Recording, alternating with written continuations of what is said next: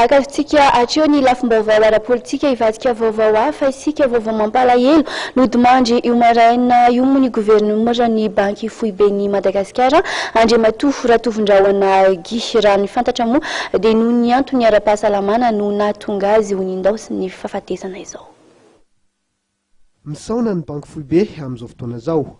nodimandry teo amin'ny 2020 taona tokoa ny gouverneur